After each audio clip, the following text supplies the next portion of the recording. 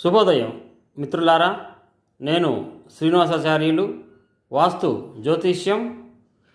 ప్రతివారు కూడా ఇల్లు నిర్మించుకున్న తర్వాత అవుట్ సైడు బాత్రూము ఎక్కడ నిర్మించుకోవాలనేది ప్రతి వాళ్ళకి ఒక డౌట్ ఉంటుంది. మొదటి భాగంలో వాయుంలో మనము బాత్రూము నిర్మించుకోవచ్చు. రెండవది ఆగ్నేయ భాగంలో బాత్రూము నిర్మించుకోవచ్చు. కానీ బాత్రూము నిర్మించుకోవాలన్నప్పుడు కొన్ని పద్ధతులు ఉన్నాయి వాటికి.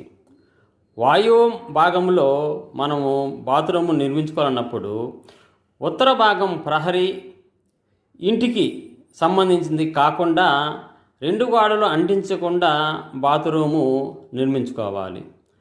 తదుపరి ఆగ్నేయ భాగంలో తూర్పుపక్క ప్రహరీకి అంటించకుండా మనము బాత్రూము నిర్మించుకోవాల్సి వస్తుంది. ఇంటి గోడకు కూడా అంటించకూడదు. అందువల్ల ప్రతివారు కూడా ఏదైనా ఒక బాత్రూమ్ నిర్మించుకోవాలన్నప్పుడు బాత్రూమ్ అనేది నీచ స్థానం కాబట్టి మన ఆయానికి సంబంధం లేకుండే అది కంపల్సరిగా మనం నిర్మించుకోవాలి. అలా నిర్మించుకుంటేనే ప్రతి వారికి కూడా శ్రేష్టంగా ఉంటుంది. భక్తులారా, ఏదైనా మీకు వాస్తుపరంగా కానీ డౌట్ ఉంటే శుభప్రద జ్యోతిషాలయం తరపున మీకు నెంబర్ ఇస్తాము. వాస్తుపరంగా కానీ జ్యోతిషపరంగా కానీ డౌట్స్ ఉంటే మీరు ఫోన్ చేసి అడగొచ్చు.